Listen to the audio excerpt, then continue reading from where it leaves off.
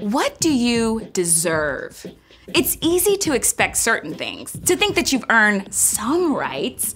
Maybe you think you deserve to play your game with no interruptions, or to stay at the front of the line since you got there first. Maybe you think you deserve to eat food you really like at dinner every day, or to get brand new shoes every time your old ones get a little worn. Maybe you even think that since you're older, you deserve to go to bed late. After all, every single ad you see on a screen or billboard or magazine screams, you deserve it. But when Jesus walked this earth, he showed us a different way. Over and over, Jesus laid down what he wanted for the sake of someone else. His time, his energy, his life. Every day, we have amazing opportunities to follow Jesus by putting others first. You can show your little sister she's important by setting aside your game to help her practice reading. You can put another kid first by letting them go ahead of you in line. You can put your mom first by not grumbling when she serves her favorite meal. And you could keep wearing your old shoes and give the money to a place that provides clothes for kids in need. And you can put your whole family first by going to bed on time so that you're not super grouchy in the morning. Jesus lived out every moment of his life putting others first. His love for us goes on and never ends. So you can say thank you to God by giving up what you think you deserve. When you put others first that way, others can see God at work in you. That's why humility is an amazing way to worship God with your life. Because worship is about more than just singing loud. It's all about living loud.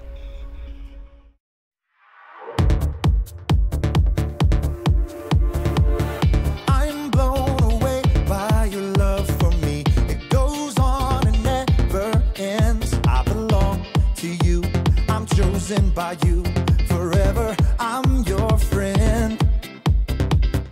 You'll always be right here with me. I'm so thankful for your love. No matter what I do, I know this is true. You're by my side, you'll never leave. I wanna thank you, God, for showing me who I am. You're so good, you help me to understand.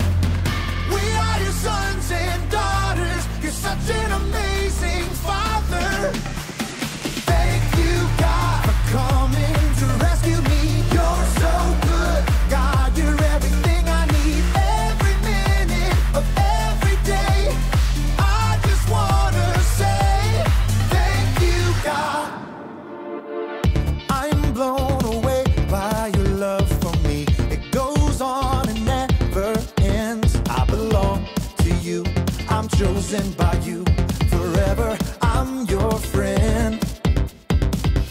You'll always be right here with me. I'm so thankful for your love. No matter what I do, I know this is true. You're by my side, you'll never leave. I wanna thank you, God, for showing me who I am. You're so good, you help me to understand. We are your sons and daughters. You're such an amazing father. Thank you, God, for coming to rescue me. You're so good, God, you're everything I need. Every minute of every day, I just wanna say thank you, God. You sent your son to set us free. For your love and kindness, I will sing. You sent your son to set us free. For your love and kindness, I will sing. I wanna thank you, God, for showing me who I am. You're so good, you help me to understand. We are your sons and daughters. You're such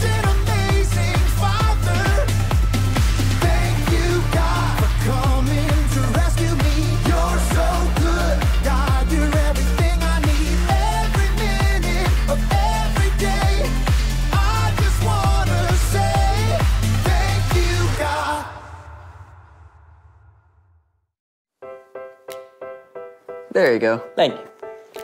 Hey, welcome to the Story Lab. This week we're talking about humility while we take a look at the story of someone really important who took on the job of a servant.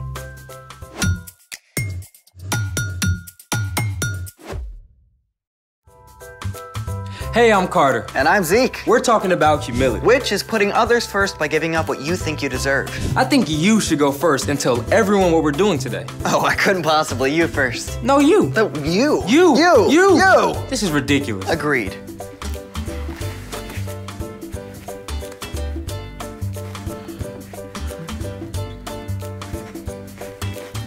So you want to tell everyone what we're doing? Well, there's an amazing celebration coming up next week. Spoiler alert, Easter. And one of the traditional ways to celebrate new life at Easter is by decorating these tasty semi-orbs. Today, we're gonna get creative. We've each found a new way to decorate eggs. And you can decide what you like best. You may go first. Thank you, but your way has to dry first. So you first. Oh, it's fine. Did you just win at being humble? Let's make it. I'm using shaving cream. Step 1, fill a baking sheet with shaving cream and smooth it out.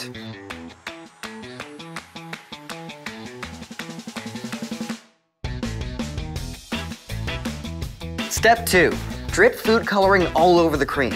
Lots of food coloring. Then swirl it around with a toothpick.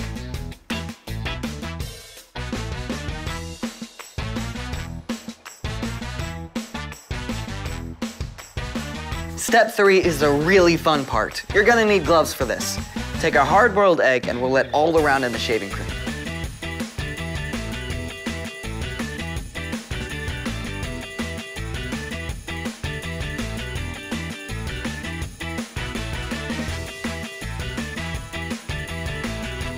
Make sure they're completely covered. When you're done, let them dry for 20 minutes and you can do a bunch of different colors. Voila! Okay, so those may turn out kinda cool. But while they dry, let's try my way. Okay, step 1 is super simple. Just dye your eggs a solid color in the regular way, using hot water, food color, and vinegar.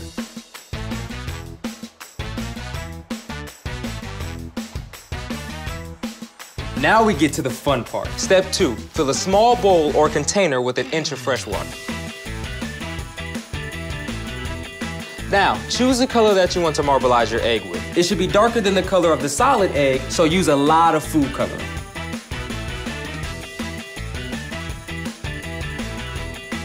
Step 3, add 1 tablespoon of olive oil and stir it gently to create swirls and bubbles. Step 4, take the solid color egg and place it in the oily water. Roll it around with a spoon and hold it in place for a few seconds here and there to absorb more color. The longer you roll your egg around, the more marbled it will be.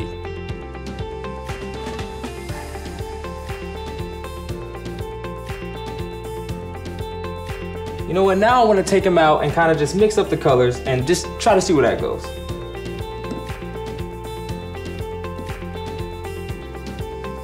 These eggs are gonna look very good. Mine are gonna look better. Are they dry? I think so. You want some help? Sure.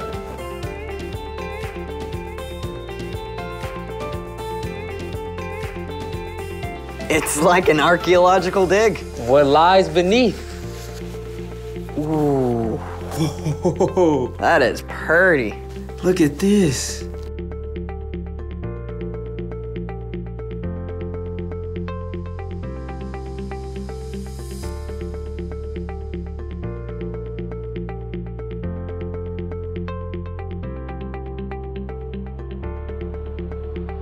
Your eggs are very marbly. And your eggs are very swirly.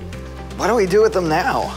They're just for decoration. Maybe an egg throwing contest? Or not.